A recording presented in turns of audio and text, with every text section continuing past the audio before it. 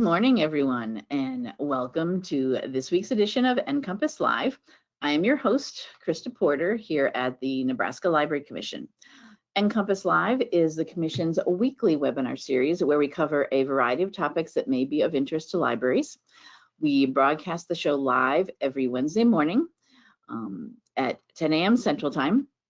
But if you are unable to join us on Wednesdays, that's fine. We do record the show as we're doing today, and it will be available for you to watch later at your convenience.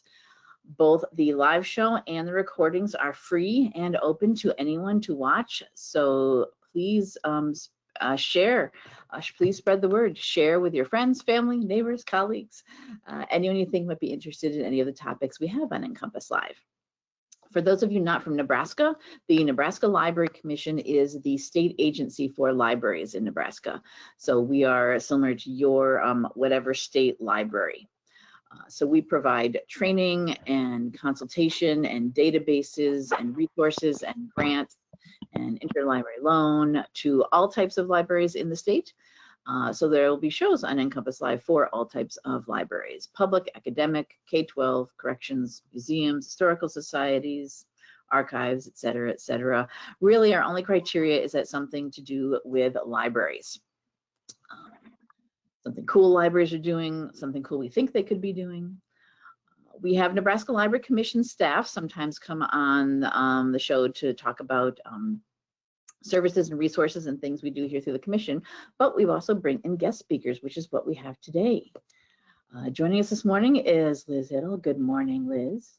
Good morning. And she is a librarian from here in Nebraska, and also there's lots of things with the teens at her library before, and also one of those things being Dungeons and Dragons. Yes.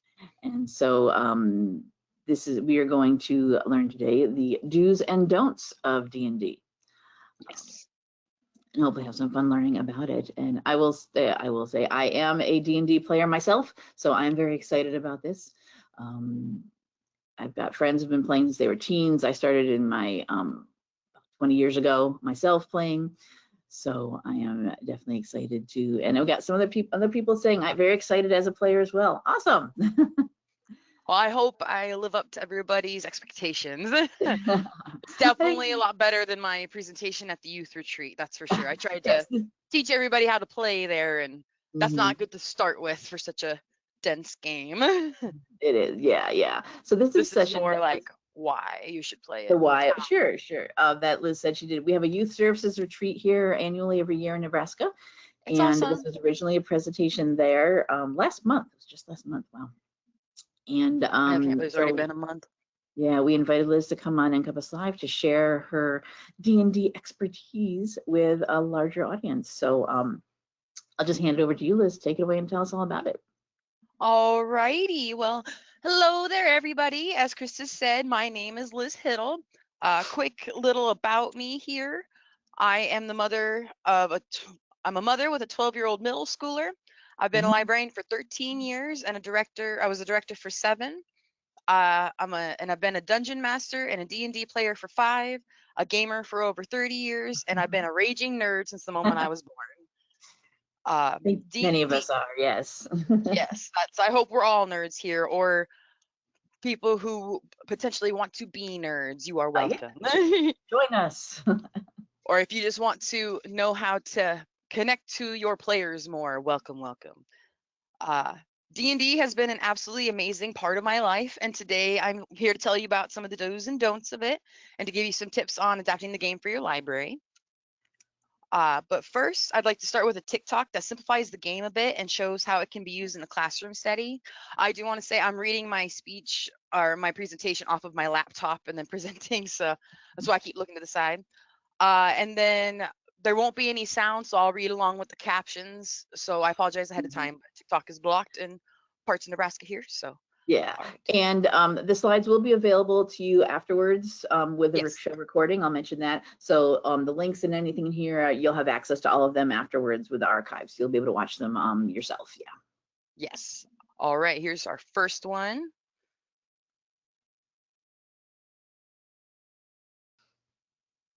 This is what happens whenever a nerd becomes a teacher. We don't have spelling tests in my classroom.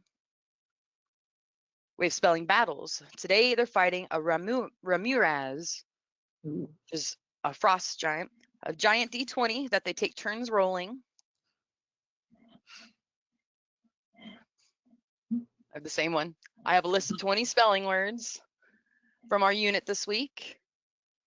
Their number that they roll matches up with spelling words. They each write the spelling word on their whiteboard, and then I tell them if they got it right. Those are available on Amazon, those little dice. They roll their die and add them up. Pretty decent price on Amazon. Then I show them how much damage they dealt. We subtract it from the monster's HP, and I write the new total down. And this is the first time I'm adding in student health as well. So if a student misspells a word, they roll the dice as well. They get the damage. That damage gets taken from them. I'm also adding natural 1 rolls of bad things and 20 things of good things, or natural 20 list of good things. This is what happens when a D&D DM becomes teacher of 2nd grade. They love it. It's like 3rd or 4th time we're doing it. They're fighting a Ramirez this time. They fought a giant dire turkey in November.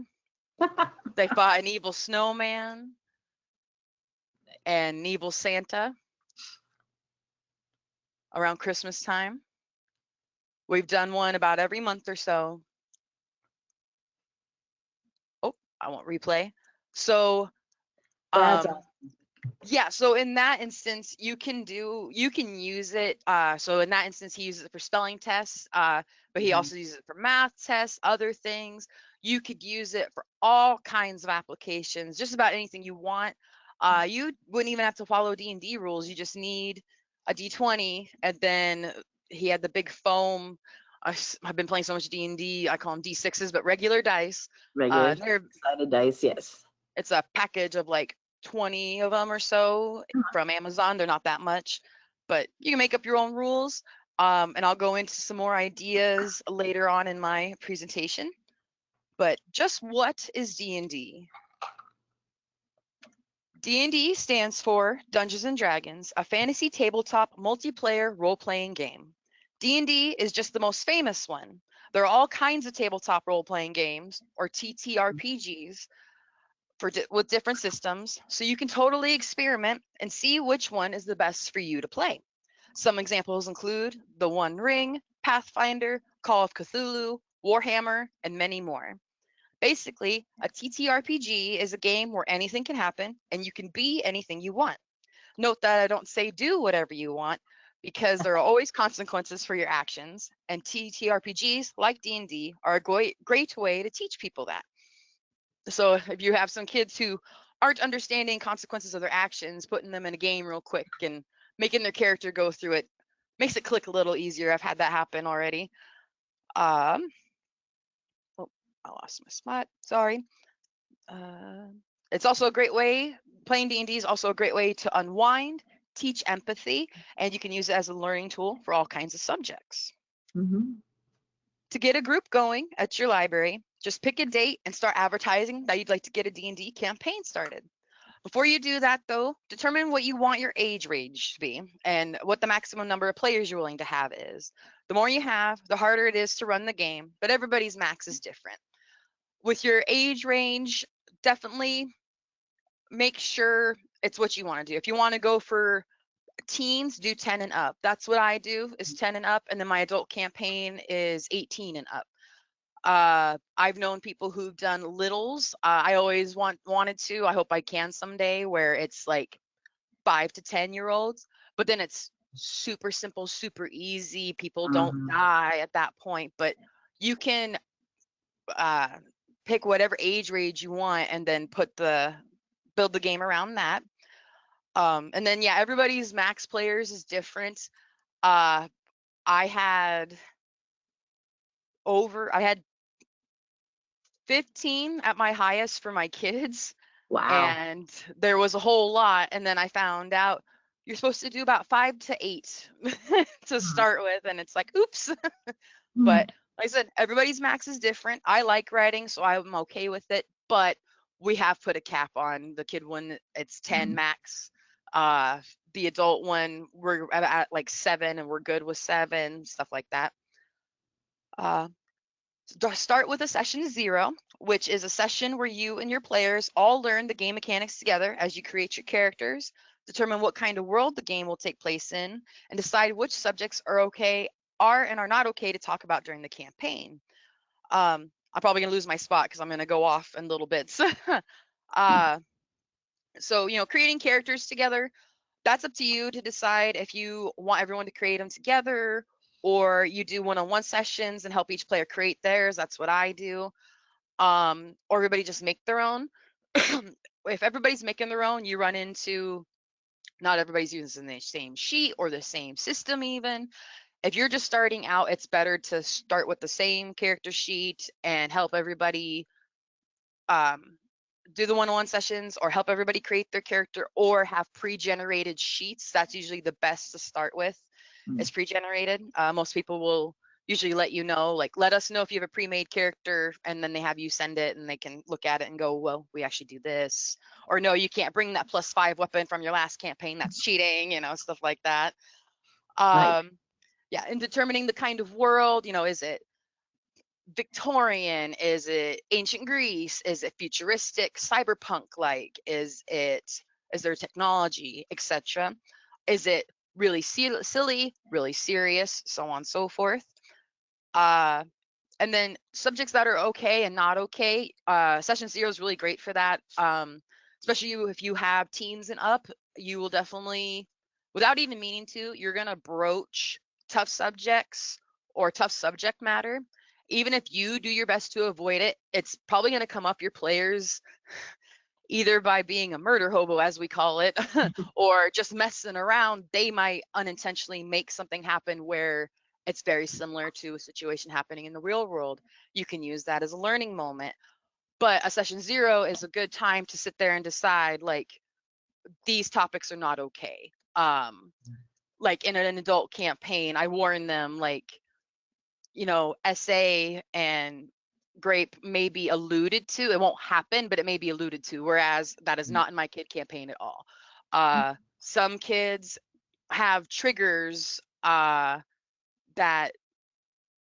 they can't quite control yet, and they can tell you that, and you can avoid them during your campaign, stuff like that. And then it's a good time to figure out how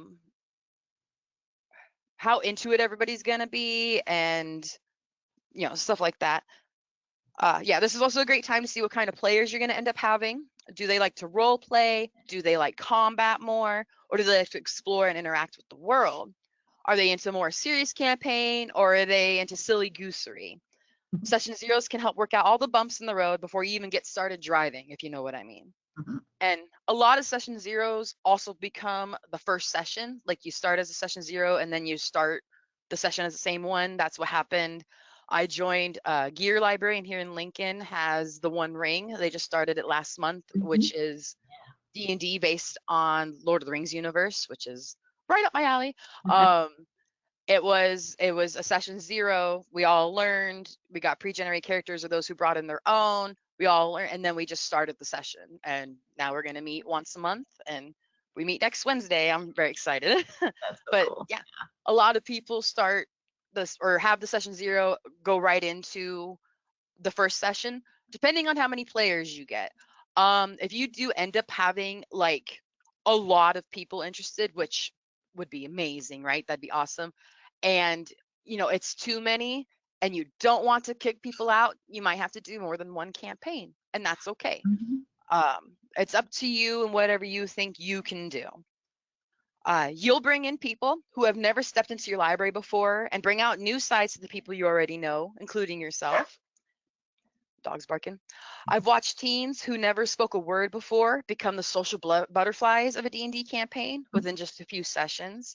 I've also seen sort of the opposite, where one of my bubbly teen players admitted to me that they do not speak in school or in public at all unless they are comfortable, or yeah, they only relax and talk when they feel accepted and comfortable. And I never would have guessed that, because they're a chatty Cathy the whole time during D&D. They have so much fun. And then to find out they're really introverted and reclusive at school, So D&D brings them out of their shell. And they feel accepted and part of the group there. Yeah. Yes, and it made him, that particular kid, forged some more friendships that he wouldn't have forged before, because one of the kids was like, I didn't think you talked, and because they had just always seen each other in the hallway, but then they both joined my campaign and now they're friends. So you can do anything with D&D. Yeah, I've seen kids realize that they like theater and the arts because of joining a D&D campaign. Kids who unlock parts of their personalities by experimenting with their character during it. I've met adults who never left their house for anything besides work before until they discovered our adult group to play with. And now they go out all the time and have joined all kinds of clubs and groups. I've had adults who used to outright hate on TTRPGs in general change their entire perspective about them after sitting in and watching a session. At the risk of sounding corny, I have seen D&D change lives.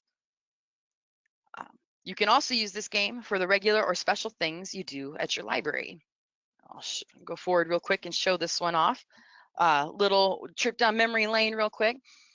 For the summer of Adventure Begins in Your Library, I set up a life-size D&D dungeon inside of my library. I had a giant foam D20 and big foam D6s, or regular dice, for the kids to roll. And I cut up pool noodles for them to have as their weapons. I had something like, one big one was a battle axe, two was dual wielding swords, and one little one was magic. And then they got to pick elf, dwarf, or human. And it dealt with, the dwarf did more damage, the elf did more magic damage, and the human was more versatile. Really, really simple though, because I only had, this one's my son. I don't know if my cursor's showing up, but this is my son. You're making a face. Yes. Yeah, we can see that. Yeah. He had been a player of mine, and then this girl, her brother is a player of mine, and then I think this girl was a player of mine. These two ended up joining after this one, and this one, I'll get to a story about her at the end real quick. But we started this program with us making our own adventure bags and filling them with things, and then we started our adventure.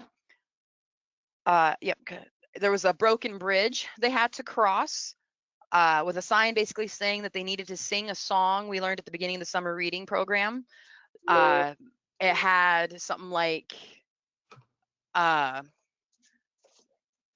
fish and a music note, because our very first program we sang If I Were a Fish by Karuk, because we read the book and sang it. So as soon as they saw I had a riddle, something about the bridge won't be completed until the song is sung. It sounded a lot prettier than that, and then they sat there and put together like, oh, it wants us to sing If I Were, or it's If I Were a Fish. And they sat there and I'm like, and they went, oh, and then they all started singing it. And then I pulled out some paper I had laying to the side and laid it across and said, the bridge has appeared and repaired itself. There was a story that had been torn apart. Not an actual book. I made copies of the pages and cut them out, or copied the pages and printed them out. It was one that we read for summer reading. Thanks to the Animals by Alan Sakabason, I want to say. Thanks to the Animals. Yeah, thanks to the Animals. It was out of order, and they had to sit there, put it back in order. And I had the story talk to them. Please help us come together. The magic's falling apart, something like that. I unfortunately don't have all my notes from that session, but they had to put it back in order, and they got it right away. They were like, oh, we remember this story. Another one was, we had these colorful hexagon-shaped pillows, and I traced their shapes on the floor. Okay. I traced their shapes on the floor with shiny tape. Yeah, and then I made riddles with the colors as the answers. And the kids, I told them that they were entering a cave, and there was jewel holes in the wall and a pile of jewels to the side. And the riddles, they had to set the jewels in. And so I would say a riddle for the first one, and like this one, I think it was blue. And if they set the blue one down and it was correct, I would go shong, or some kind of noise. And if they were incorrectly down, I went and they sat there and got it right, and then the passage opened.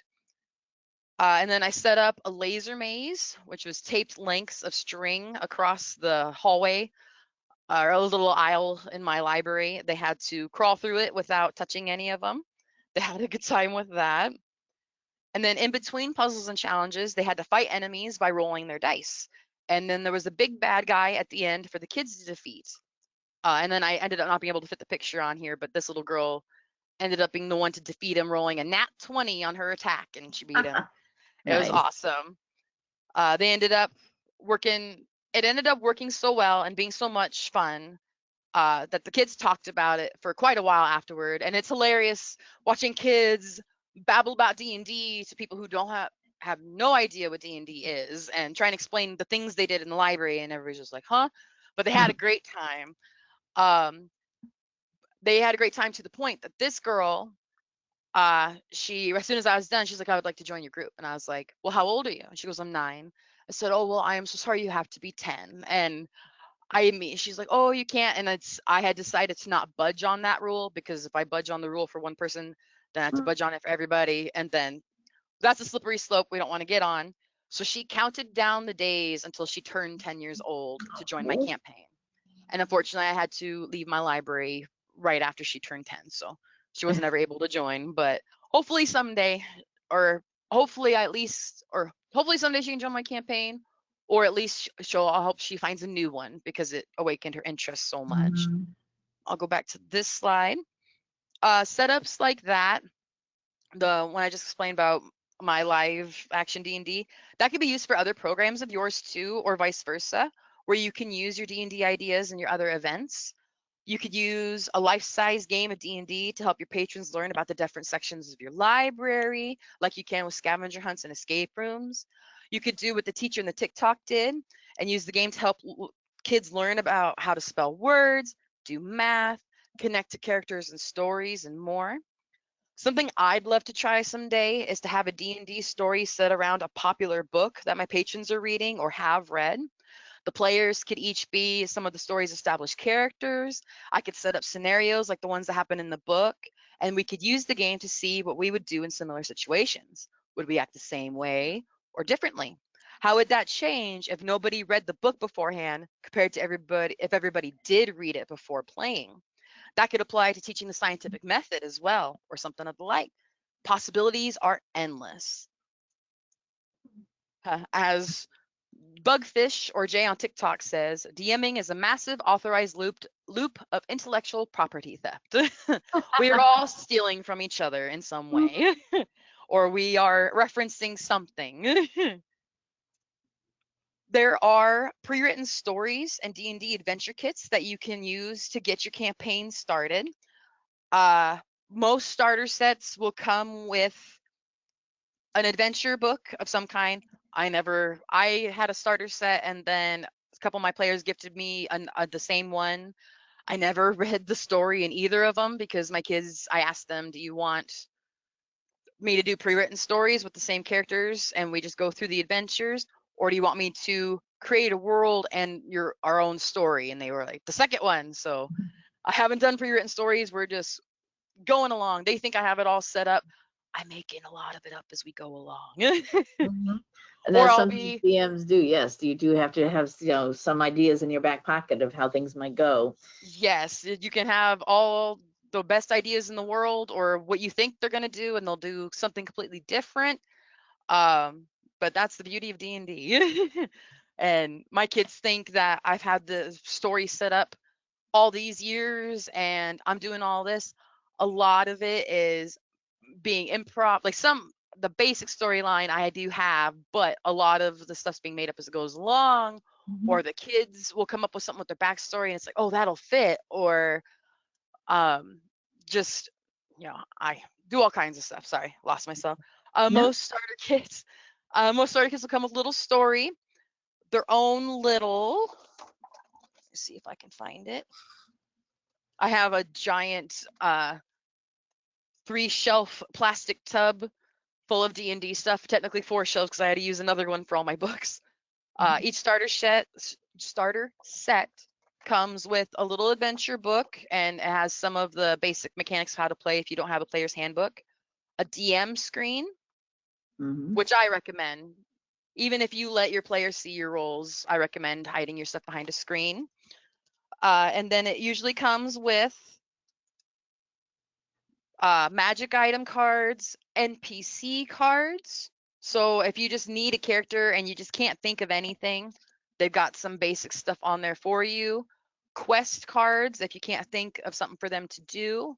Like I said, magic item cards. And then it also comes with condition cards. So if someone gets knocked prone, you can give this card to the player and they know they've been knocked prone, especially if you don't use figurines, because not everybody has them. Yeah. But cards are great.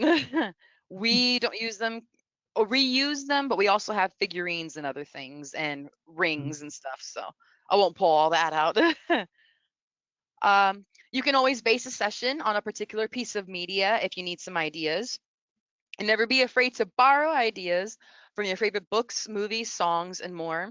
So long as you don't publish or stream your sessions, you shouldn't have to worry about copyright. Oh, I wasn't supposed to turn to this one till just now, but that's okay.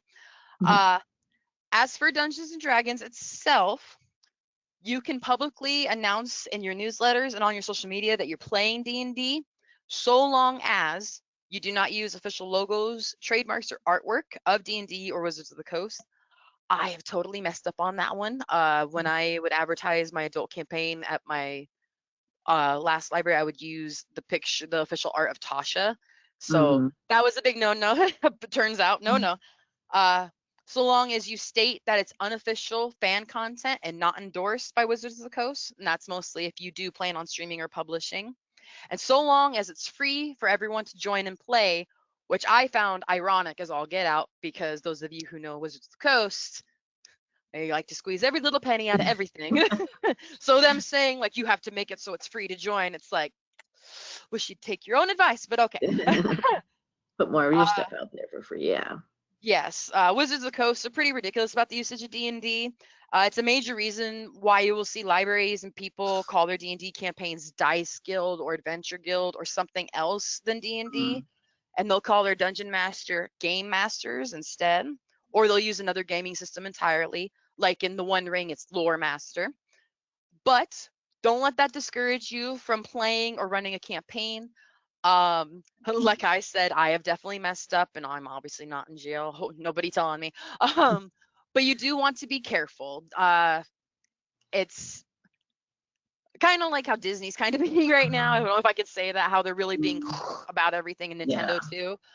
Wizards of the Coast was a lot worse, but they are still kind of so you just want to be a bit careful. But if you don't publish or live stream stuff, you're fine. I usually abbreviated D&D. If you do that, you don't have to say the stuff. But like I said, just be careful. But I was gonna say be careful, but also don't worry about it. So long as you don't plan on the odds of them coming after public libraries are probably low. They've got plenty of other things they're doing. But the key, I think a lot of the key is you're not making money off of it, so that's where the line crosses. I was about to say they're too busy going after the people making money off of their streams, and making sure they're not jumping through all these hoops. And that's why, like I discovered yesterday, or no, I discovered Monday when we were doing our tech test. Krista's telling me that Critical Role has their own game system now. But that's one of the reasons why there are so many different ones, because these campaigns want to publish and do as they like without jumping through all these hoops and wearing the straight jackets and all of that of what copyright demands. Also, working on your improv skills is something good to do if you're wanting to DM. Since D&D is a game where anything can happen, you got to be ready to respond to just about anything. Otherwise, just let the story flow where it will, and the details will come to you. It's okay to start small and grow. You'll fill in the blanks as you play, and your players will come up with more. That too, don't worry about having a fully fleshed out backstory right away. If you just have bare bones or none at all when you start, that's just fine. It'll grow as you go. Are there? Someone has a comment about that too. You're talking about that adventurers rarely follow what you planned, especially adults. Yes. And sometimes a door is just a door. So Yes, sometimes they get I'm so, going. oh, there's a door there. There must be something special. It must have some sort of something special behind it, or it's locked in a special way, or we have to do some sort of spell to open it. It's like, it's just a door. Open it. Yes, I'm totally doing that to my players someday. They're going to be in the middle of a dungeon and everything is just trapped and booby trapped and ridiculous, and then they find a door and I'm going to make it 100% normal door. All they have to do is turn the knob and open it, and they're going to sit there and go, "Okay, we have to and it's just going to be hilarious." But yeah, oh, and then so that too about the you got to improv on the go. When I first started, like I think I said before, I consider myself a writer. So I would get really excited and write pages and pages of stuff for a session. And then the session would start and they would do something else, and all of those pages are basically moot. Hmm. Um, or I had a player who kept he was just trying to create chaos, I know now, but um he kept acting weird, and then he left the kingdom and like defected or whatever, basically abdicated, acted like he was going to be a villain. So I wrote like 5 pages of stuff for him to run into and to start his own kind of bad army, because it's like, oh, this will work into the story. And the next session he comes back, he's like, as soon as it's his turn, he's like, I take off back to the kingdom and apologize to everybody because I didn't want to do this. And it's like, okay, throw all that away. So prep as much as you'd like. I don't, prep, but don't pre-write a whole lot because it can end up not being used. And a player was like, "Oh, you could use it for something else." It's like that was all specific for that player if he decided to become evil, which he told me he was going to do, and then he changed his mind. So you want to prep, but you don't want to pre-write or pre-game a whole lot Mm. because you might not end up using a lick of it. Yeah, be willing to turn on a dime. Yeah. Yes, Um, that's for sure. and But having, yeah, I think having those, yeah, you said you're a writer and you wrote like 5 pages of stuff, and I'm sure that can be maybe very intimidating to some people who are not. yes, um I was gonna say write as that much or as little as you want, or Right, but that is nothing. what the pre-made adventures are good for too. Yes, There are pre-made ones, and you can just go ahead and grab one of those, read through it, and we'll have all those options of, if yeah, this happens, here's a bunch of things that you could decide how it will go. You don't have to come up with everything yourself and write like a whole no, show or something. no, There I are tried doing that. We've done I it used both to do ways. it. I'd write, and it's like, if they say yes, this happens. If they say no, this happens. If they do this, this happens. And I would have all that. It's Mhm. easier to go through some of the scenarios in your mind and just keep them there. So if they do throw something random at you, you kind of have it pre-made or Yeah. ready to throw. But Mhm. you can have nothing at all and just go. Or like Krista said, use a pre-written adventure. Yeah. And you don't even have to follow it to a T if you don't want to. Or you can sit It just there gives you a and nice pick. guide of, well, here's something, here's an event that's happened we're going to deal with. And if I'm not a kind of writer, then come up with these things on my own. Or if you don't have the time to sit down and come up with That all this, too. you can just grab the book. You just got to quickly read through what's the next couple of things that could happen. Great, this will be for this week's or this month's session. Yeah. We do have a Yes. bunch of questions that have come in, questions and Awesome. suggestions and things. Yeah. So let's hear. First wants to know, do you have any recommendations if you want to try and do one shots, or would you say it's better to do Yes. campaigns? I guess it would matter with your audience, really. Yes. That's a wonderful. I was like, oh, do you need ideas? I have ideas, but no. So one or the other. Like Krista said, it really depends on who your players are. Um, a great way, like my adult campaign, started as a one shot. That's a Um, way to get people interested, I think, too. It's not as yeah, like, oh my gosh, a campaign, I have to commit to coming every month or every week. That's a lot. Well, how about we just yeah, try it? Just with one time shot, one time thing, beginning, middle, end, it's over this one day. And then you can see if you do like it or not. yes. Yeah, my adult one started as a one shot. Because I'll admit, full-heartedly or wholeheartedly, I didn't want to start it. I had a friend in real life who really kept pushing because he could never find anybody to play with. And I was like, well, I don't know. I'm really busy, all this stuff. I ended up having to take D&D home in the end, or a lot of the time. Um, and I kept going, oh, I don't know.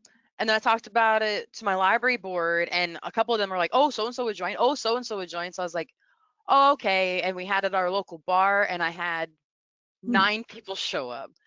And it was such a good group of people who were all super into it that it went from that one shot idea that into I'm turning it into a campaign.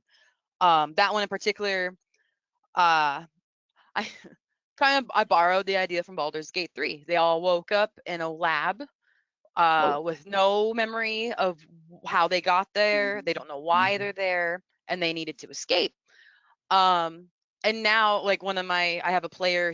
I call her my grandma friend. She's been playing D&D since it was created. She's in her 70s. She recently said when we ended the last session, she's like, because we recently lost a player because of he had main character syndrome, which we'll get into later. And she was like, now we can fixate on the important questions. Why did we wake up in that lab? Why is it there? Da da da da da da. And everybody's like, yeah, I can't wait to find out. And I'm sitting there like, yeah, I can't wait either, because some of it I still don't know, and we're gonna figure it out. But for as of which one's better, it depends on like we were saying, your players, how much you want to commit. If it's something that you don't want to put a lot of effort into and you think your players are going to constantly change, a monthly one shot is good. Different story every time.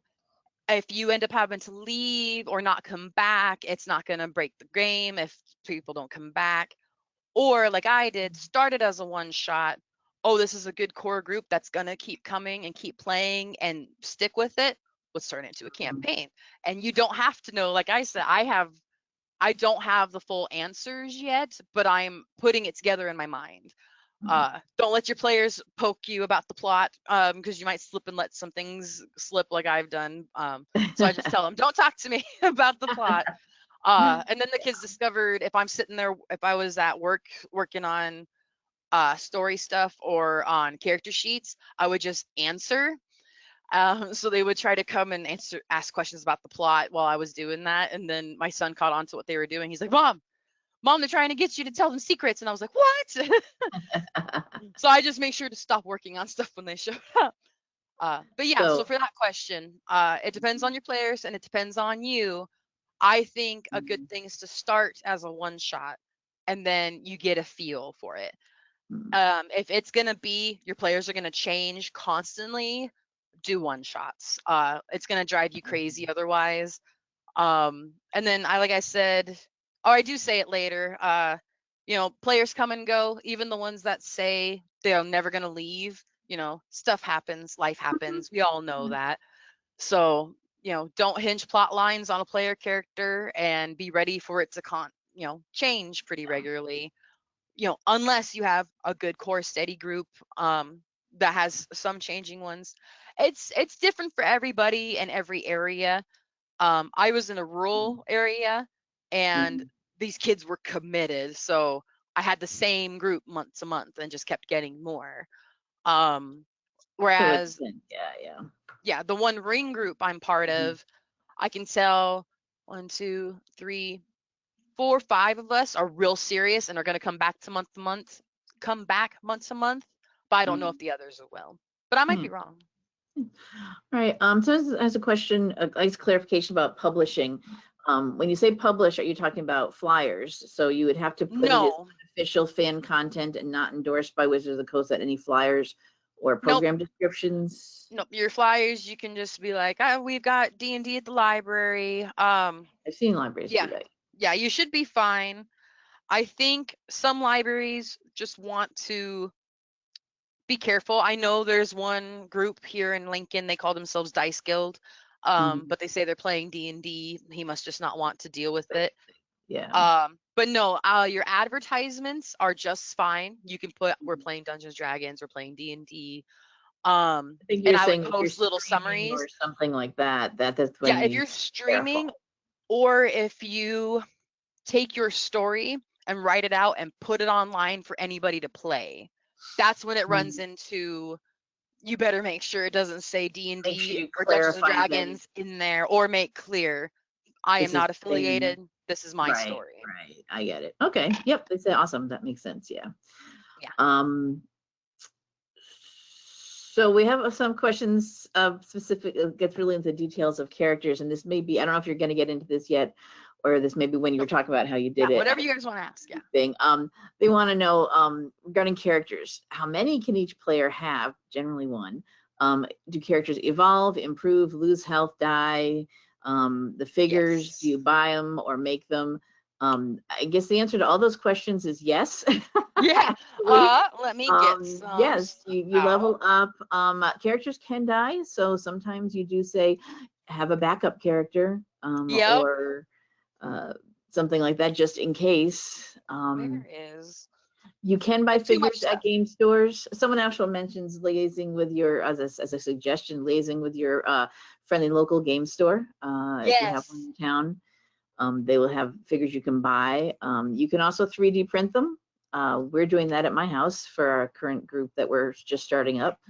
Nice. There's a company called Hero Forge is one where you can create your own figure, decide to personalize it totally, and then you pay $5 or so for the file to then 3D print. So if you got a 3D printer at your library, great connection there. Yeah. Yep, it's free to create a character, and then you get the STL file and you can print it yourself, or you can color it and have them print it. That is pretty costly though. My friend had his figures about this big, and it's fully painted, fully sculpted, and his character's a satyr, the half goat man, is $80. Oh so my gosh. Okay, you do not have to spend that. no, like I can't find my bag of player care. Oh no, they're in here from my presentation. I still have a bag. It's because I need to go through and rearrange everything because I tore through my stuff and took a bunch of things with me on my trip.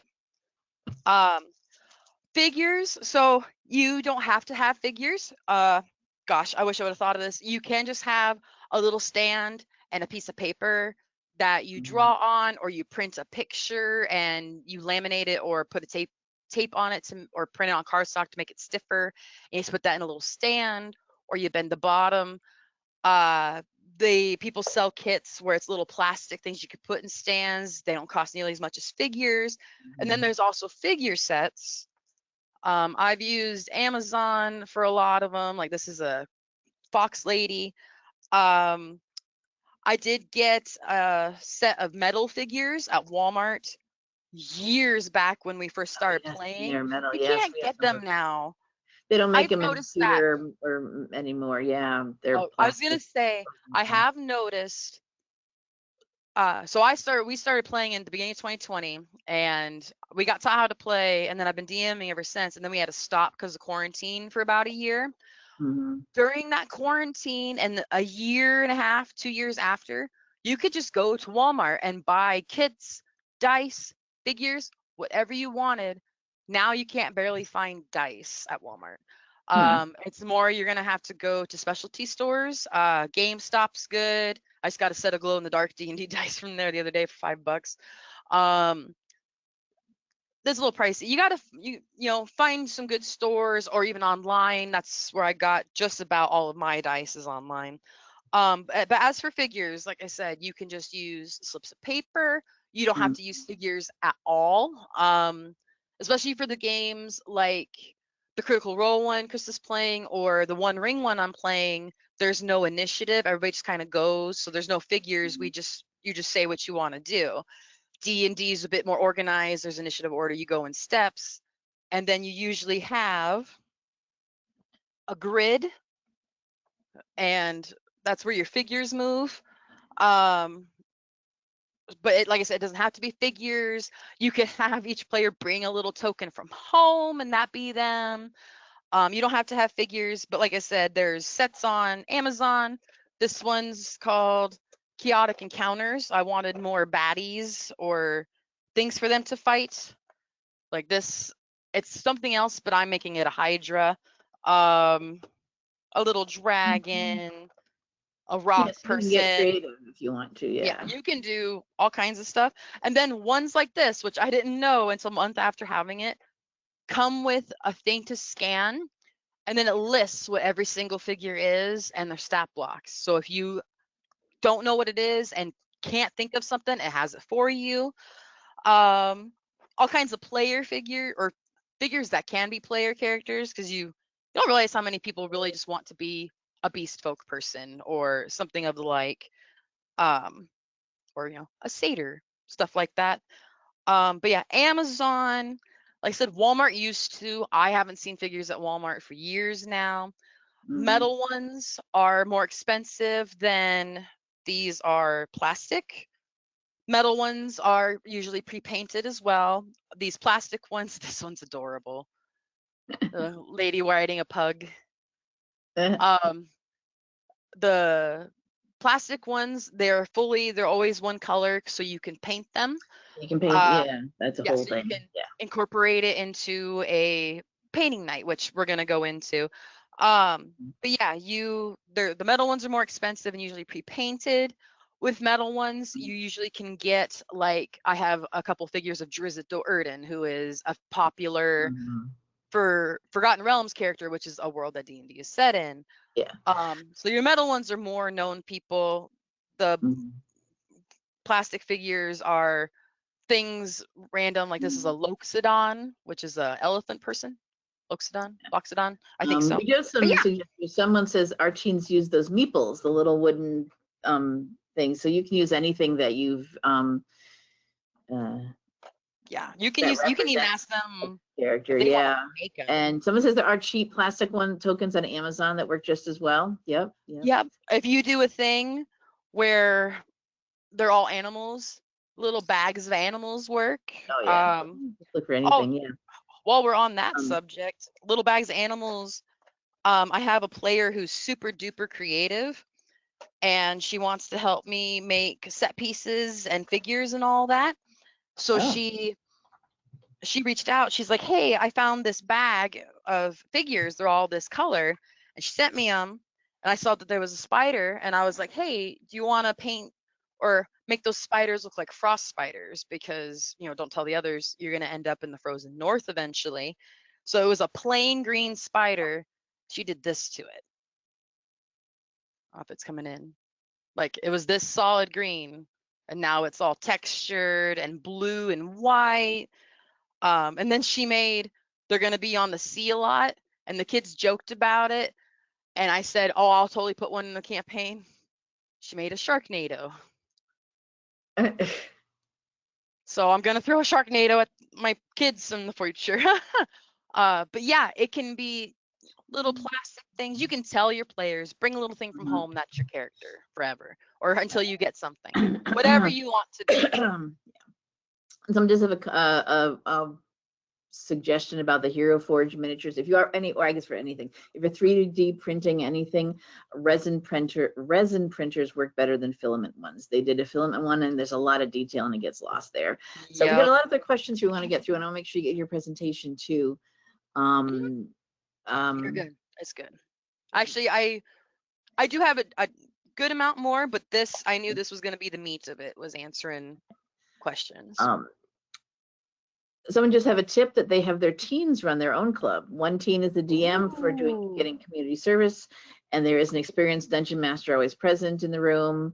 And they got a lot of material from small businesses. The teens DMing helps with promoting leadership and affording myself time to prep other programs for them.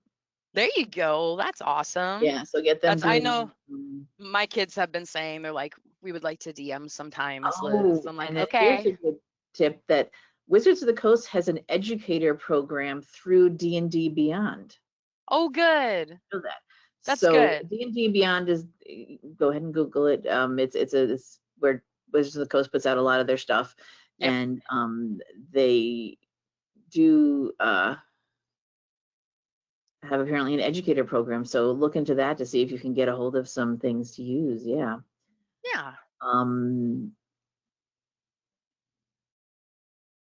That's where I started with D&D cool Beyond. Tip. We were talking about figures. A patron-run group at my library uses magnets on a whiteboard for their characters. Ooh, I like that, because we're always like that a lot. Off and moving things in the wrong spot. Wait, were you on that spot or that one?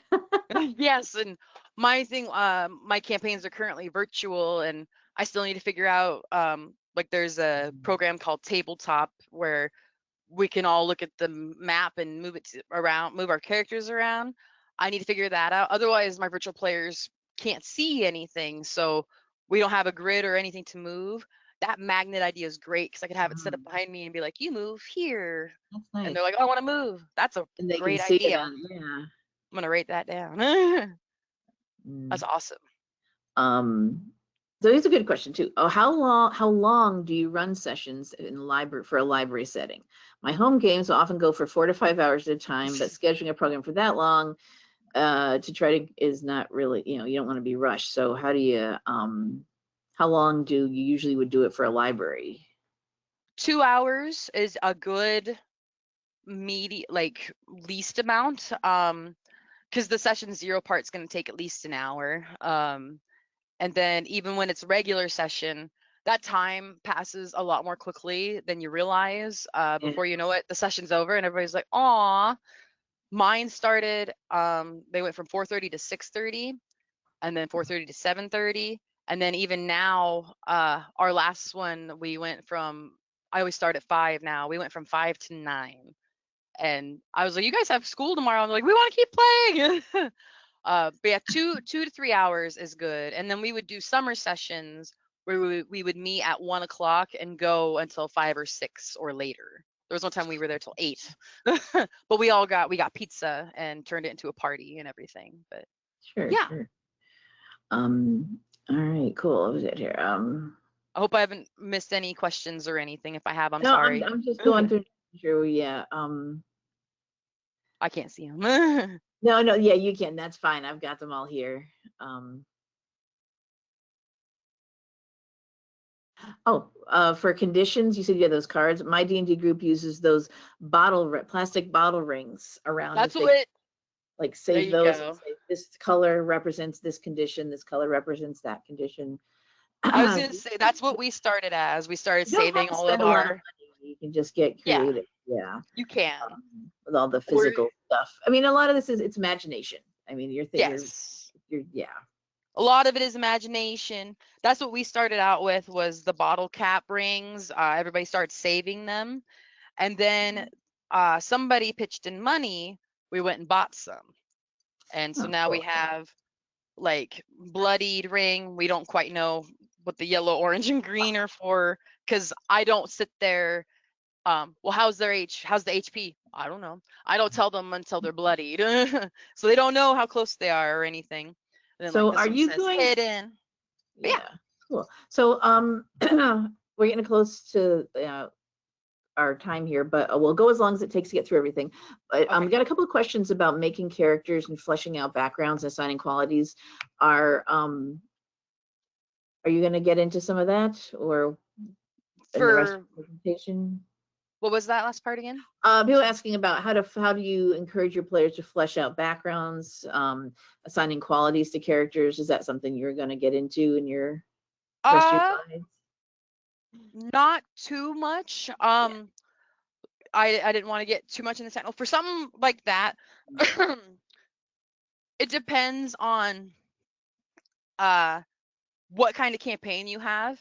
I have, not mistakenly, because it is fun, but for someone who's brand new to it, I don't suggest this.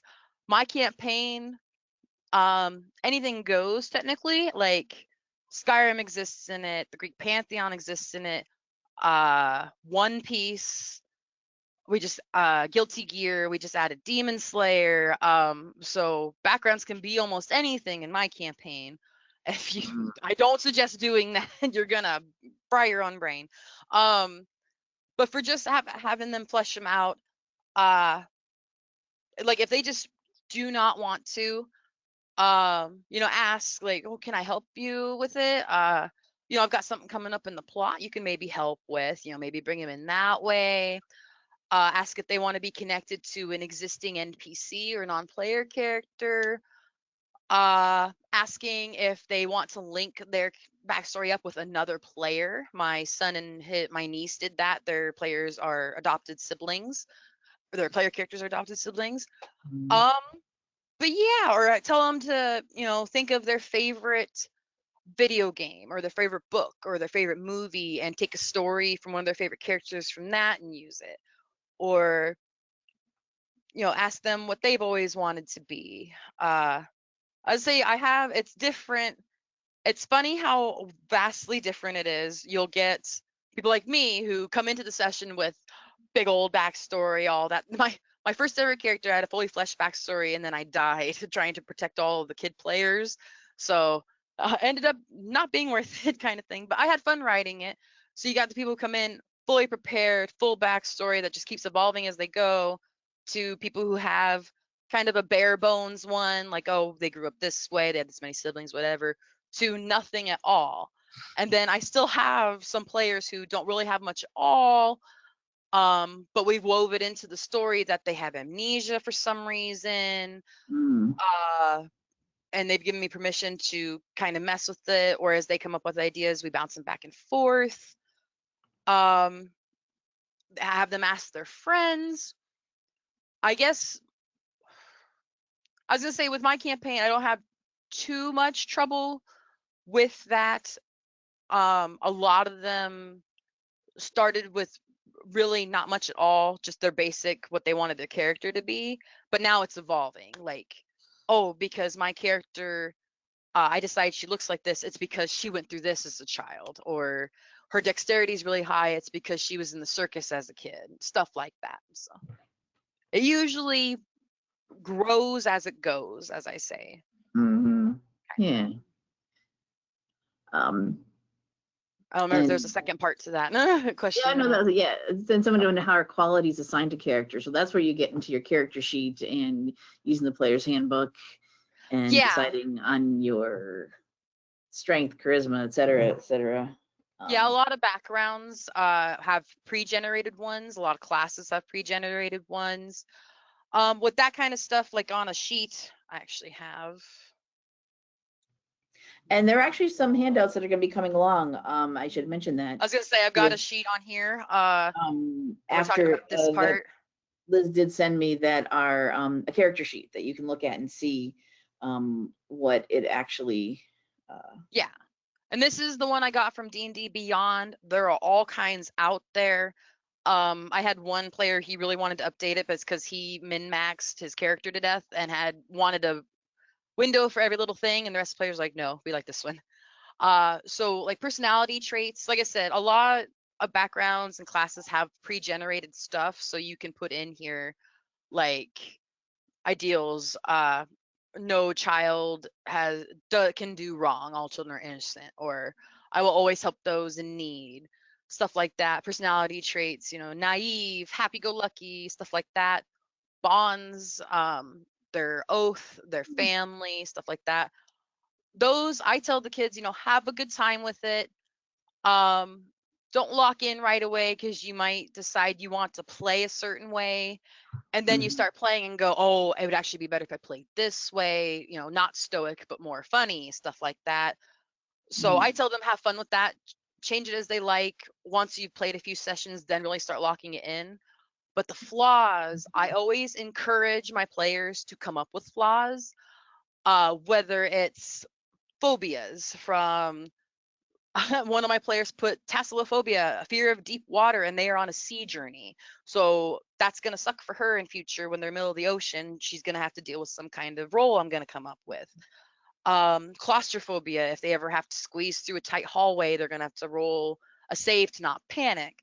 I had a player put once overly confident, and I was going to use that, or I did end up using it to where they assumed they were going to pass something, and they fell into a trap, kind of thing. I had someone write that they can't remember names, and he was a wizard. So I was going to have that be a thing to where he wasn't going to remember a spell in the heat of the moment, kind of thing. Would have to roll history check. But flaws can be anything. Anger problems. I was in a campaign for a bit. I had put, I can't remember, entomophobia, the fear of bugs and insects. And the DM was like, well, I don't know if that'll ever come up, kind of thing. And at the time, I should have known that meant, oh no, be ready for it. We were scaling the side of a cliff, And he's like, I want everybody to roll a perception check. And I almost nat 20'd it. And he's like, you all realize, all of you that passed it realize this cliff is covered in spiders, scorpions, beetles, bugs, and they're all climbing up. And so my character, I rolled a constitution save at disadvantage. She's just absolutely terrified. I failed it and she froze up on the rope. And the other players had to encourage me and give me help actions to help me get up the rope because she was just, kind of thing. But yeah, I definitely encourage flaws for sure. Oh, this doesn't want to. Yeah, and some of the questions, I got some clarification from the person asking about them, and they say for well, let's see, have you ever had a player suddenly decide their character could do something to get them out of a jam during a game? And I think this leads off the also asking, why wouldn't someone design just an all-powerful character? Well, it doesn't work that way. No, there's limits. Yep. There's you only have this. There's checks and limits. And, you only have this much power at a certain level, and you can't be all powerful. It's not, there's restrictions. It's not a free for all. Yeah. And that's why it's good to have everyone make their characters together or do one-on-one sessions, because then everybody's using the same system. Nobody's bringing stuff in from their old campaign, stuff like that. There's checks and balances usually. And then I have had that happen where it's like, oh, well, actually this is in my backstory, and we paused, I didn't do like, oh, time out, but we paused, and I was like, and this is why I always encourage you, and talking to my players, I'm like, this is why I always encourage you guys to talk to me about your backstory, because big things like this, if I just let everybody do something like this, you're all going to come up with these crazy things you can do in the heat of the moment. Like suddenly I can fly. It's like, no, stuff like that I like to have established early on, or like the flaws I like being established early on. Like, do they have hanger problems? Okay, that's going to come into play in a lot of these sessions then, or are they going to be tested? But yeah, no, there's checks and balances in place. That's why, starting at level 1 is good. Everyone's really squishy, really low leveled. But I was gonna say, once I had it where they were like, oh, I actually have, really good jump distance, and it's like, what are the jump rules? And it's like, rules. Nobody knows the jump rules. So it's like, your particular type of character, like you're a dwarf, so no, you can only jump a certain distance because you have small legs. But you're a giant. Yes, you can probably jump farther because you're bigger. I mean, there's logic to it all. So and that's a good way. That's a good reason to do the one-on-one character creation or grading as a group, because then everyone knows, or it can be part of session 0 too. Like, gravity is normal here, or gravity's not. In this campaign, this race can't jump, or in this campaign, these in D&D vampires can't cross water. Some campaigns don't do that because some other players want to be vampires, and that's a really inconvenient rule. But during session 0 and character creation, you usually go over it with your players, what your basic things are. Like, climbing and flying speed is a thing they get during character creation. They can't just add it. And as for, I remember somebody asked, do characters evolve in advance? Yes. Every time you level up, you get new abilities, more HP. Ability scores only go up so many levels based on your class and background. And then, so they level up, they get stronger, they get healthier, bigger health bar. And then as for evolving, yes, you usually get more features and things you can do. And then I like to, if they have a weapon or they get a magical weapon, or they have a thing they use all the time, like Hunter's Mark or Hex, I'll make it so that particular thing evolves over time because they use it so much. So as I say, you can do whatever you like to flavor your campaign, but yes, leveling up, whether you do it by XP, which is by when something dies, every player, or they defeat something, it doesn't have to be kill. You don't have to kill them. They could talk a situation down or make friends with the enemy, and they still get experience points for that. My campaign, they get more if they avoid a conflict, they get more XP. And then, so when the thing's done, everybody gets that amount of XP, the same amount. And then when they all hit that threshold, where they level up. They all level up together, get their new abilities. They all get some HP, etc. Or if you do milestone, which I do, everyone levels up after they've done so many big events. And you just keep track, like, they handled this situation really badly. They're not going to get much XP from it. They need to do some more things before they level up, stuff like that. Yeah. All right, we have some other questions and comments, but I want to make sure you get through your presentation, so we're going to jump back to that. It is a little after 11 o'clock, but that's okay. We will go as long as it takes for Liz to get to a presentation, and everything's recorded today. So if you do have to leave, she only allotted an hour for the show. This happens a lot on our show, which is fine. No problem. You'll be able to come back and watch the recording later. Everyone will have access to recording and all the slides. So Yes. why don't you go ahead and continue? I wasn't worried about going over. Yeah, go ahead and continue on with your presentation there, Liz. All right. I've got a couple more TikToks for you guys. This first one, I wish we had sound because they're English, and I can't do English accents that great, but there's captions. Speed, I'm gonna Eldritch Blast him. Who are you playing today? Timothy Pickles, a Tabaxi Rogue Warlock. We begin. This is Speed D&D. Timothy, where are you? In a tavern with some cards. Are you winning? Absolutely not. Fantastic. It's a rowdy night in the tavern. You're playing cards. The doors fly open and we're going to pull out our first randomly generated NPC. A worried-looking half-orc stumbles into the room. Timothy uses this as an excuse to kind of sweep the table and be like, oh, no, what a shame. Well, the doors ruined the game. I guess we can't play anymore. That's got to be a deception roll. That's a nat 20. You clean them out. You take things that were not even part of the game off of the table. As the worried half-orc stumbles in, they rush forward and start kind of looking around everyone and go, I need your urgent help with, kill that guy. The crowd kind of parts, and you see that there is an elderly dragonborn sort of nursing a drink. They lock eyes in this kind of just this standoff. Timothy, what do you do? Timothy is a massive coward. I think he's under the table at this point. He's under a table. Timothy's opting out of the quest. I think Timothy's hiding.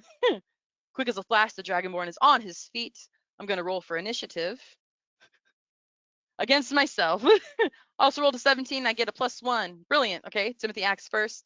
I'm going to Eldritch Blast him. Made up an AC in my head. Which armor class? 14 + 4, so that makes an 18. Yeah, that hits. Tell me what it looks like as you deal damage. I think Timothy's ones, all of Timothy's magic is a little shady. It actually looks like one of the bottles just exploded.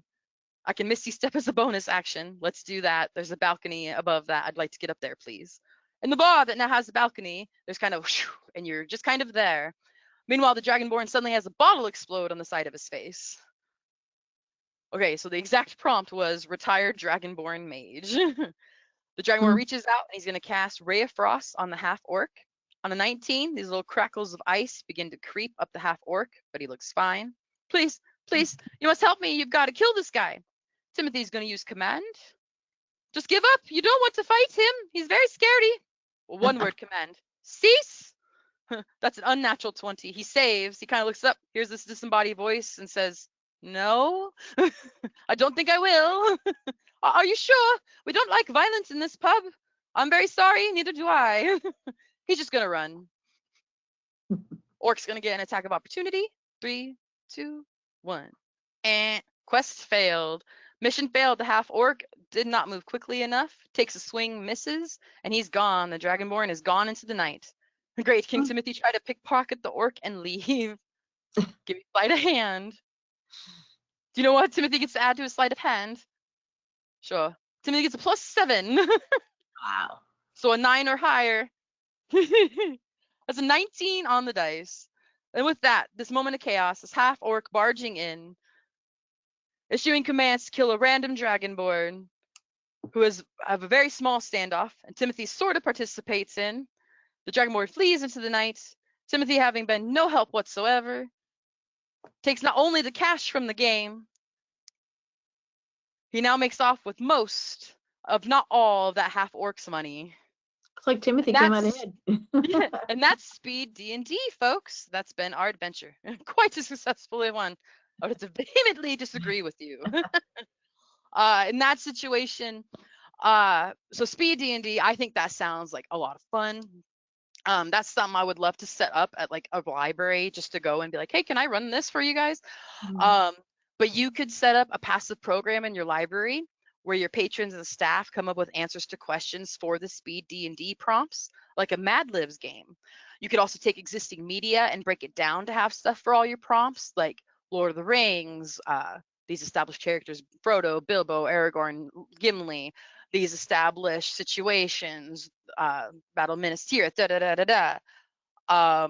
For those of you that already play D&D at your libraries, you can break down your campaign and your characters' settings and plots to have stuff for speed D&D.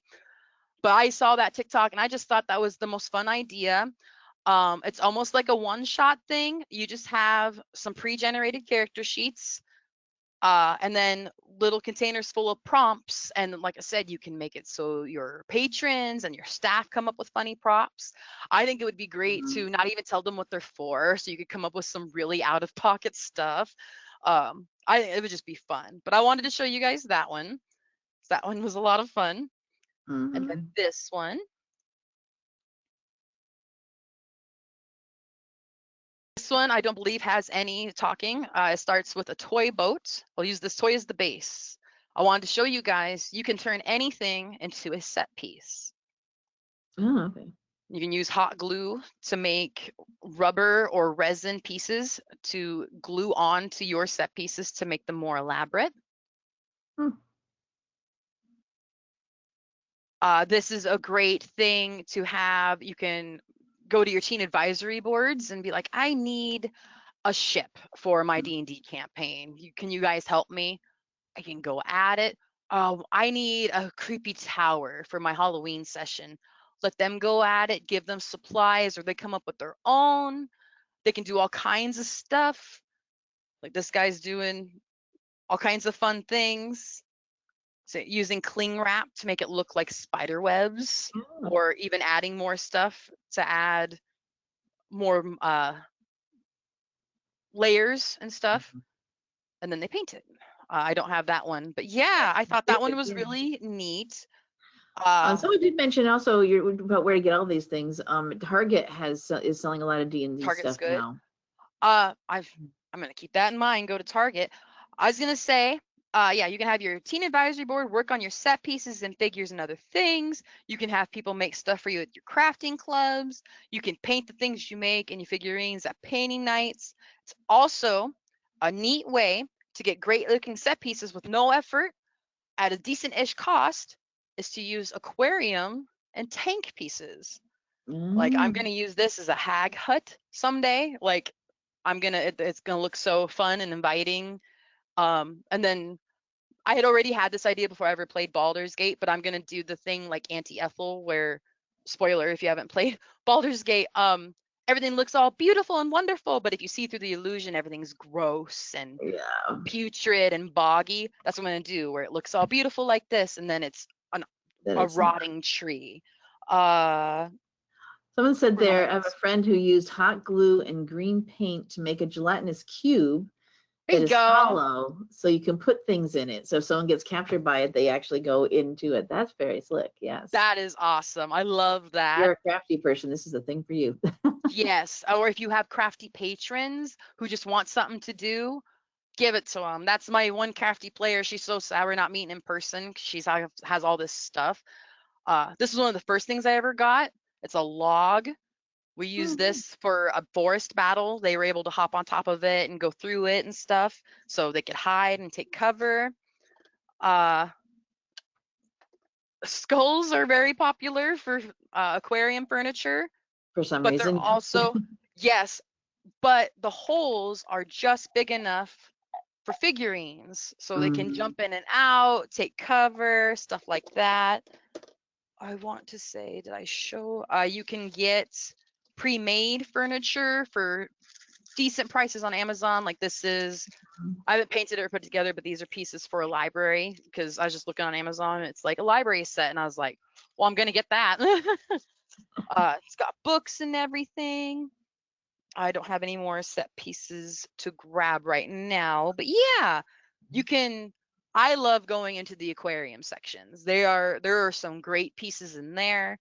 But yeah, you can have your players make stuff, give them homework, as you say. They like doing that. On the same hand, don't be afraid if you're having trouble writing for your campaign. Don't be afraid to give your players assignments or homework if they want it. I was telling my kids how, like, oh, I've been really busy. I haven't been able to write yet for the session, da da da, da. And they were like, well, Miss Liz, give us tasks. So I had one come up with a list of mage colleges in the world, and it's just a bunch of random names, some existing Dimension 20 schools, stuff like that.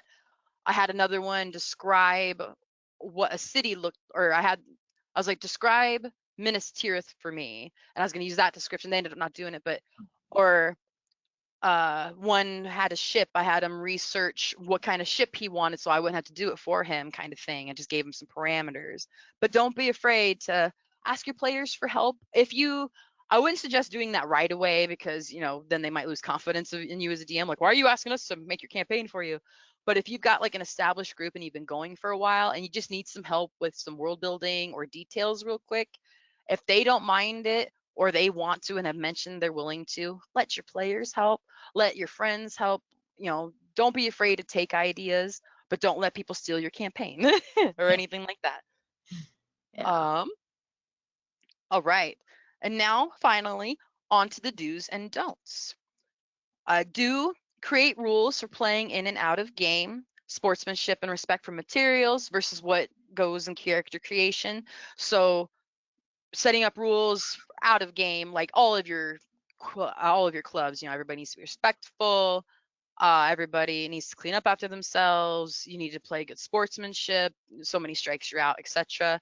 And then in game, like, these species aren't allowed. You aren't allowed to bring in things from old campaigns. There's no electricity in this world, so make sure that you're not making a character that has dependency on that, etc., etc. Do provide food and drink, especially if you have teenagers. They eat so much. I had water Yeah. to have lots of bottles of water. I had 24 packs of water for that long session where, no, it wasn't even the pizza one. Or was it the pizza one? No, it wasn't even the pizza one. It was one of our summer sessions. They drank all 48 bottles of water and they ate all of the snacks. And I had gotten 5 different packages and a box of chips, and all the packages were different pastries and stuff. And then 3 of them brought snacks too, and everybody ate them all. That too, if you are a DM and people bring snacks, before you get started, make a plate and take some, or you will not get any, because you don't get to eat while DMing usually, because you're talking. Have as little distraction as possible, but don't outright ban phones. It won't work. When I started, I tried to do that. I had a little container in the middle of the table and would try to make them put them in there. It just made them sneakier. It made them tune out even more. And since then, I've learned at librarian conferences that paying attention doesn't always mean sitting still and staring at the person talking. It could mean fidgeting with something. It could mean listening to background music, but they're still absorbing all of it and taking it in. So if it looks like they're just playing on their phone, I had it where it's like, hey, are you paying attention? Yeah, this and this is happening and it's about to be my turn. Oh, okay. They're obviously paying attention. They're just doing it on their phone.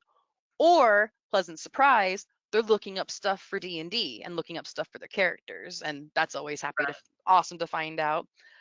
So yeah, don't ban phones. Do tell people, silence them. And if it's someone like they are not paying attention because they just will not get off their phone, then have a decent talk with them. Like, hey, if you're gonna participate, you need to not be on your phone. But like I said, don't ban them. Especially with kids, they won't like that. And then, like I said, you'll run into where I had one session, I looked up in the middle describing something, they were all on their phone. So I stopped because, the thing where you're talking and you realize people aren't paying attention, you just stop and you wait to see how long they realize you stopped. I stopped because I thought they weren't paying attention. All of them immediately, why'd you stop? Why'd you stop? I was like, oh, I'm sorry. I thought you guys were, and they're all held up. They're like, no, we're looking something up for this right now. I'm like, oh, okay. And I went through. On the side of that coin, talk about definitely talk about phone rules, because you don't want people, like, you describe a monster, they type the description into Google and they figure out what it is, and now they know how to fight it. Make sure your players understand the Yes. difference between what they know and what their character knows, because Mhm. otherwise that's called metagaming, and that's cheating. Yeah. I had a player do that. He's like, oh, I think we're fighting this guys. And right away, a couple of them are like, oh, no, no. And I was like, hey, buddy, we don't do that, because usually it's a surprise, or, and your characters don't know unless you pass your history check and you recognize it. Right. The idea is to figure it out within the game. Yeah. Yeah. Yes. And so it's like, if it's a high enough check or you roll high enough, you remember, like, oh, it's immune to this, don't use this. And you can tell your friends that. But what you know as a player is not what your character knows. Make sure they know that difference, because there is a big difference. Like, reading a book, you can see what's going on and you just want to scream at the main character of the book, like, this, you're going to get caught. This is going to happen. They don't know, but you do. Just like Mhm. out of character, you catch what the DM's doing, where the plot's going, but in character, your person has no idea and is going to get blindsided. So Yeah. make sure they understand it is not the same. If they cheat and look stuff up, it doesn't, that's not their character looking it up. Mhm. Stuff like that. Um, yeah, try to have a quiet room and no background noise.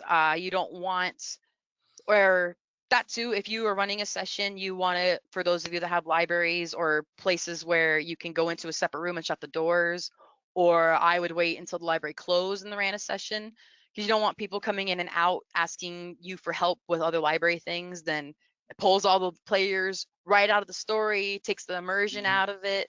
They have to sit and wait for you to come back, and if you're doing that constantly, they're not into the game. So you want to make sure there's no ringing phones, not TV's playing, you don't hear a lot of people.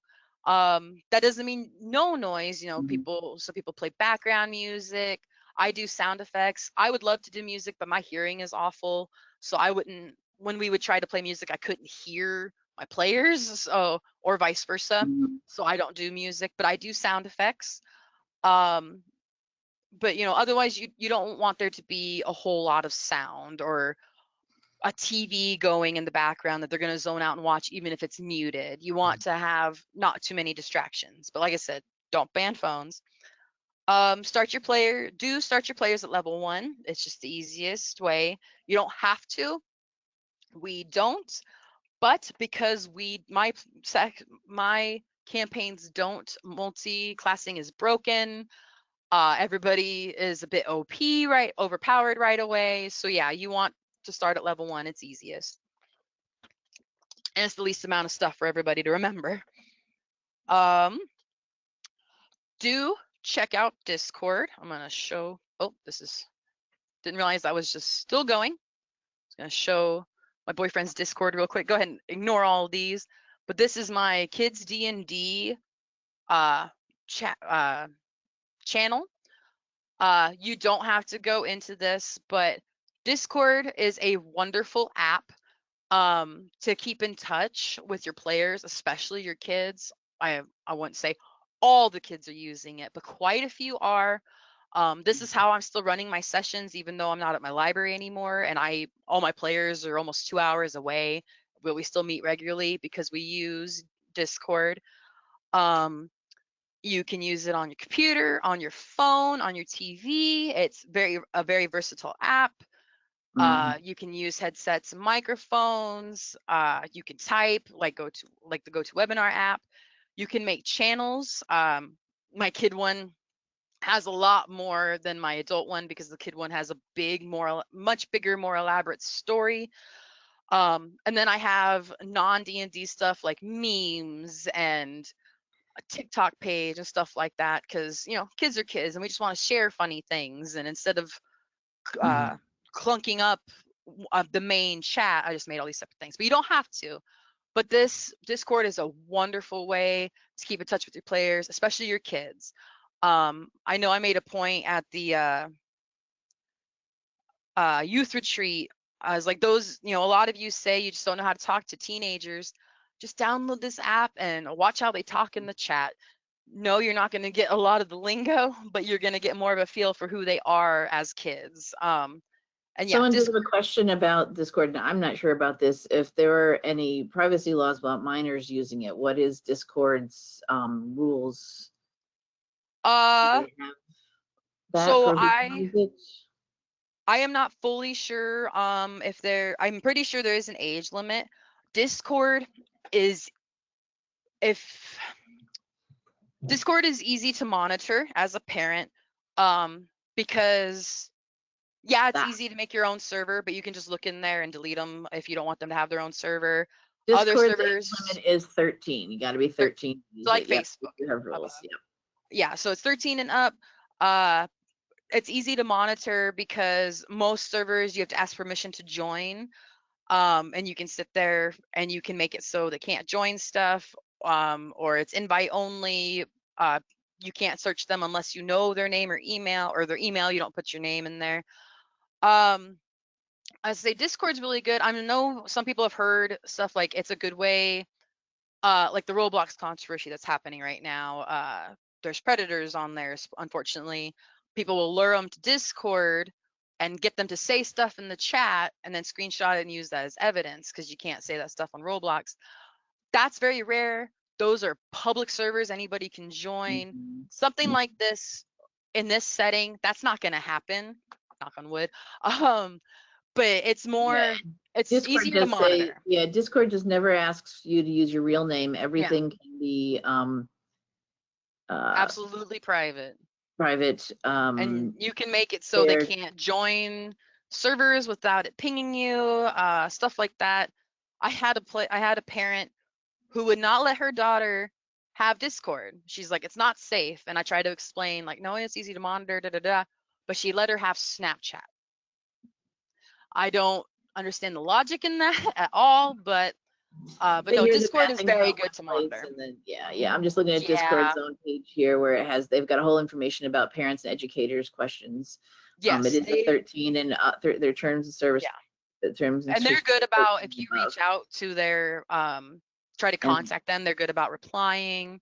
Yeah, they don't ask for a real name. They don't sell user data. You can have private invite-only groups you can go to, so it's all very yes. Yeah, it's really easy. Like I said, easy to monitor, easy to run. I ran my two Discord ones from the library computer. I say you can add mods and stuff like that. I don't know how to do that. I just have it right now to where my boyfriend is also an admin, so he can tell me like, hey, there's a fight happening in chat. Knock on wood, has not happened. Or, hey, so-and-so's asking you a question, and I can hop on there and look because I don't have notifications on, or my phone would blow up for Discord. But yeah, it's really easy to monitor. Discord is really good about getting back to you if you message them. They're really good about banning problem people or predators, stuff like that. It's a great way to talk to your players constantly. I know we tried to do a phone group and it broke. All the text kept messing up, whereas Discord, we keep in touch all the time. You can host virtual sessions that way, and you can make it so long distance or absent players can still play and join in on the fun. It's basically the new Skype. I will hear more people say they use Discord for virtual meetings than Skype or anything else. And it starts even without boosting your server. The mic and video quality is really good. All right, cool. Yeah. Let's try and get things going here so we can wrap things up quickly here. Do treat DMing like putting on a story time. Use facial expressions, inflect your voice, use hand gestures. Do use the internet to ask questions. Google and Reddit threads are your friends. Almost 100% of the time, a question you have thought of somebody has asked on Reddit and people have answered, and it's a godsend for researching for stuff. Do learn the lingo. These kids are going to say some weird stuff and you're not going to know what it means. And then also like RPG, D&D, PC, NPC, OP, stuff like that you want to learn. And then do embrace the chaos. If you're going to try to micromanage every little bit of the campaign, I can tell you right now, it's not going to work. D&D is chaotic. All TTRPGs are. Even the ones that are supposed to be less chaotic, they always end up being chaotic. especially if you have some pretty chaotic players. But don't let that deter you, because it is so much fun. It really is. All right, this one's a bit shorter. So some don'ts. I came up with this with Sally because we were just talking about past sessions and experiences we had. Don't ever play as someone's character without their express permission. It's like stealing somebody's work, basically, and you don't know what that person's going to do in that moment or what their character would do. The online campaign I mentioned earlier, I ended up leaving it because I was like, I need to take a little bit break. I'll be right back. And I came back and they'd played as my character without my permission, making decisions she never would. I ended up leaving. And then with my kids, I make it clear, we will never play. Nobody else and I will never play as your character without your permission. Sometimes they will give you or one of their friends permission. Sometimes they will say, no one is allowed to play my character, have them step back or come up with a plot reason why they aren't here today. So, keep your campaign loose for that reason, because people come and go. Permission. Or I had a player, when I was telling them about how I'd left my group, he came up with a system for if he is ever gone, I can run his character. I just have to use that system, which I really appreciated. I haven't had to use it, but we've used it in plots for stuff, so that was fun. Do not hinge an entire plot line on one player character. Players come and go, c'est la vie, such is life. I've done it, and I still do it sometimes. I need to learn not to, where I'll hinge a whole plot line on a character or what they've done or going to do, and then they leave. Or I make it so that player character is receiving the visions that are driving the plot, and then that person leaves. Now nobody's receiving the visions. I have to come up with something else. So yeah, don't hinge a plot line on a player character. Don't let one player try to take over the campaign or have main character syndrome. This is something that comes up in any game anybody plays.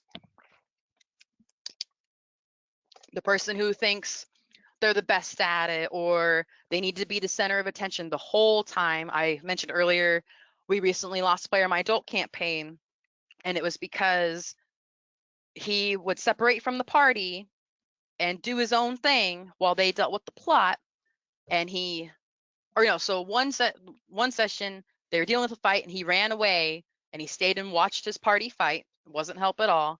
And then the next session they went to follow the plot and he went into random houses, started doing stuff. And then the one after that, they started a boss battle and he just kept doing that. So I just didn't get back to him and focused on the party.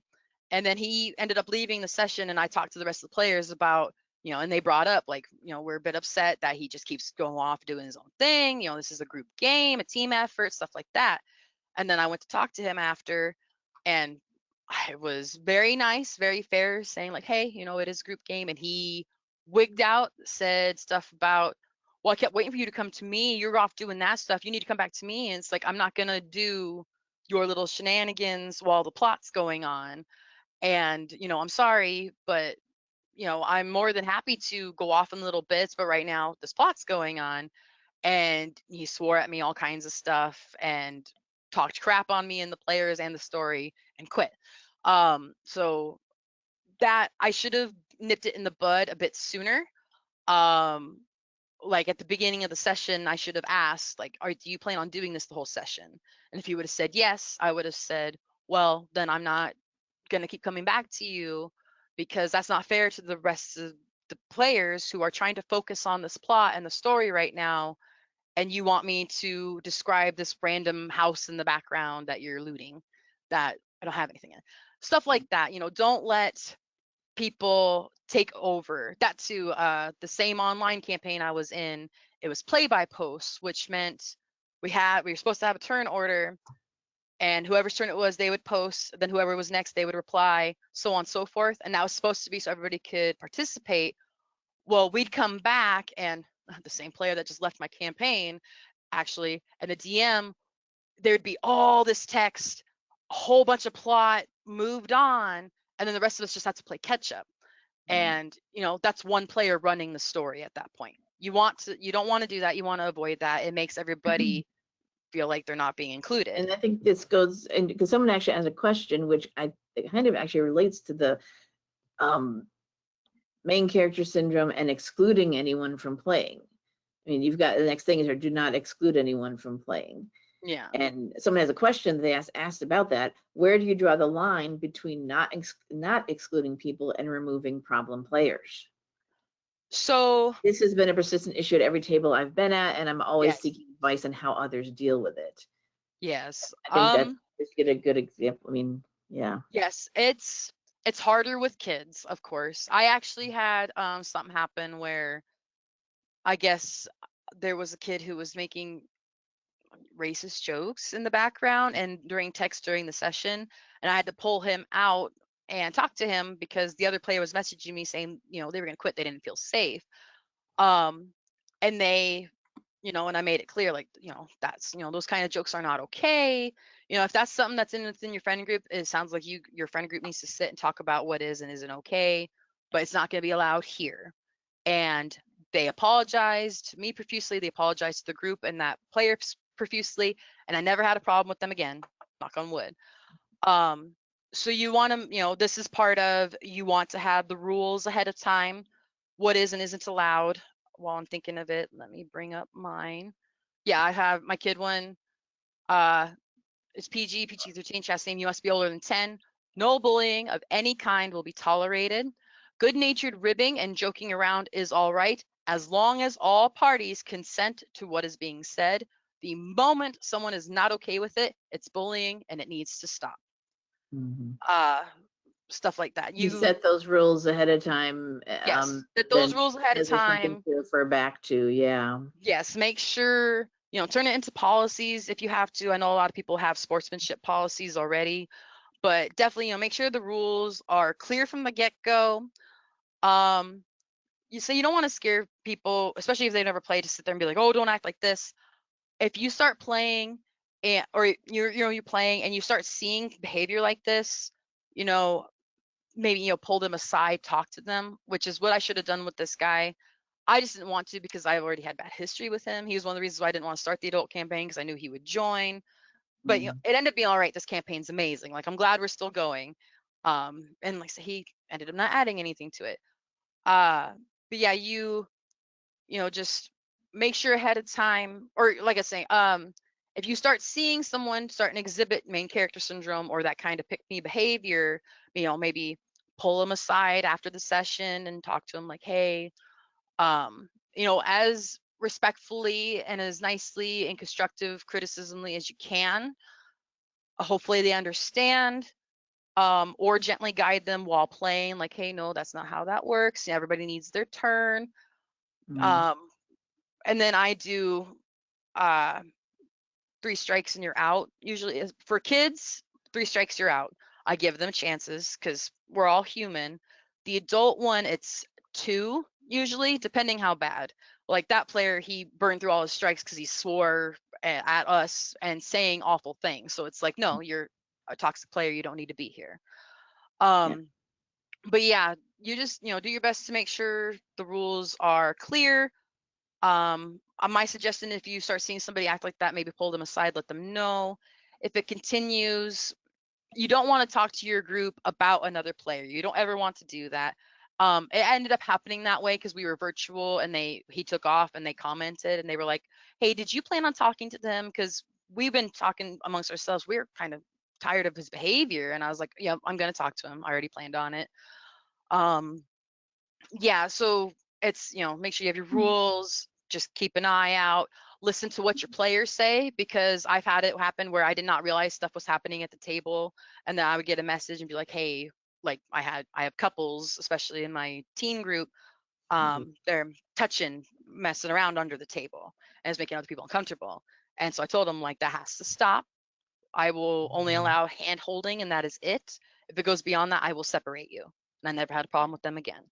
You know, you just be as respectful and gentle as you can. A lot of it sounds like it's similar things you have to deal with your teens in any program. Always refer to your rules for your other programs, refer to your policies. If you really truly don't know how to handle it, refer to your directors and your boards. I've had to do that before. And then the do not exclude anybody from playing. that's, don't make it just boys, don't make it just girls, don't Mhm. say you can't talk so you can't play. Everybody has a different way of communicating, stuff like that.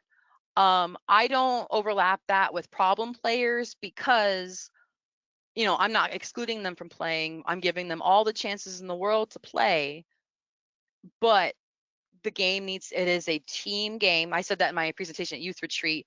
If, more people are concerned whether or not you're a team player, they don't care how eloquent or showy you are. They just want to know that you're a team player. They don't want, to you go off to your own thing. So yeah, more people are concerned that you're a team player. And like I said, I if think it's you something a lot of approach problems people, gently. these collaborative type games are not necessarily something they may be used to. Mhm. Many board games are, there's one winner. Yeah. I've got to be better than everyone else Yes, and at that too. There's everything. no winning And in that's not what, D&D. and that's what they do. There's no winning. Yeah, You it's might just a win this constant battle, and you story. might at some point end up with the campaign. You beat the big bad guy, and we're going to start some new thing later. Yeah. But I think it's a new type of gaming that maybe some people have not played before. Yeah. Yes. All Yeah. right, so let's go That's ahead and keep moving on here. We want to get things wrapped up. We're going way over here. sorry. Yeah. Yeah. Don't worry about getting the rules right. You learn as you go. We weren't doing battles correctly for a year, and then we weren't doing magic correctly for a year and a half. Um, don't fret over making your character absolutely perfect. They'll evolve as you play, and don't ever be afraid to ask for help. My contact info is going to be at the end of this. You can reach out to me with any questions you have. You most likely have friends that play or colleagues that do, and then like I said, the internet is your friend. um Google is doing the thing where they do the AI summary at the top before you look at your stuff. As we all know, there's problems with AI. I would Mhm. say 90% of the time it's correct, that quick little summary it'll do. But I ran into a thing yesterday where it answered my D&D question. I knew it was wrong. So take that with a grain of salt, go into more articles. And like I said, Reddit threads are amazing. And yeah, don't ever be afraid to ask for help. Dungeons and Dragons can sound quite complicated at first, especially if you've never played, but it truly is a creative, immersive, and enriching game where you and your players can do anything you want and be anything you want to be. You can use it as a learning tool, a way to teach empathy, and it's a wonderful way to unwind, all while being loads of fun. You can make new friends, bring in new patrons, learn new things, and maybe find a new hobby to throw yourself headfirst into. I won't ever regret I won't ever regret introducing it at my old library and having it become such a big part of my life, because the new connections I've forged, the writing experience I've gained, and the sessions I've led are some of the most amazing things that have happened to me. And my players have told me the same. If you're ever unsure, just remind yourself, they keep coming back. They wouldn't keep coming back to another session if they didn't like it and they weren't having a good time. Believe in yourself, dip a toe into the realm of D&D, and see what happens. You just might surprise yourself. Thank you, everybody. There we go. All right. So Sorry. thank you much, everyone. So many of you did stick around with us. There's a lot to talk about here. Yes, People have thank so you. many Sorry. questions and comments and thoughts. I love that we had so many people, and there's lots of other questions in the chat here, but I think we're just gonna wrap it up because it's getting way over past our time. There is Liz's contact info. I know people have questions about character sheets and using Discord, a lot of questions about that. Definitely reach out to Yes. her about those questions and how they're dealing with it there. It is a good place, and there she is on Discord there too if you want to connect with her that way. But please do reach out, get her email there. Yeah. As I said, these That's slides will be available to everyone as well. so sorry about going over. I was actually worried at first I didn't have enough to make it to an hour, and then I got to the Oh, Q&A part, and it's like, oh, oops. and I think it's great. So because people have lots of questions and thoughts and thinkings, and I can see there's a lot of people who have done it before and a lot of newbies, and I love that. Hopefully more people in more libraries will start doing this with their teens and maybe even their adults. Oh, Yeah, definitely let us know. yeah. Post All about it. right. Yeah. All right, so I'm gonna pull presenter control back to my screen here just to do my quick wrap up. As I said, the slides will be available to everyone. Everyone who attended today's show and registered for today's show will get an email from me letting you know when the recording's ready. Should be by the end of the day tomorrow at the very latest. If you use whatever is your search engine of choice, you will find our archive page and our NCompass Live page. Here's our NCompass Live page with our upcoming shows. Archives are right here. Got things in my way here. Okay. And there we go. Oh, I gotta clean that up. I got a duplicate. Okay. Archives, most recent one is at the top of the page. There will be, as I said, a link to the recording and a link to the slides, just like this one from last week. We also have a Facebook page for the show. If you see here, go back. There we go. Where we promote things about the show. So if you'd like to use Facebook, give us a like over there. Here's a reminder to log in today's show, and here's when the recording, we post here when the recording is posted. We use the little NComp Live abbreviation hashtag on here. We also use the Library Commission's the Instagram account to promote things as well. So that will wrap it up for today's show. Thank you everybody for being here this morning. Please do join us for any of our future shows. You see, we don't have anything in here for next week. We're working on things. Keep your eye on our calendar. We are off on the week of October 22nd. We always take the week of our state library conference off. So our Nebraska Library Association annual conference is, it's 2 weeks from today. So we will be off that week. Anyone in Nebraska, attend NLA in New York. Yeah. And thank you everyone for joining us. Thank you so much, Liz. This was great, a lot of fun learning so much about D&D and how to do it. I had a wonderful time. Yeah, and I'm sorry I went so far over, but there's just so much to talk about. And we didn't even get into how to play. That's a whole other 2 hours. Yeah, not a problem. All right, so thank you everyone for joining us today, and hopefully we'll see you all on a future episode of NCompass Live. Yeah. Bye. Bye.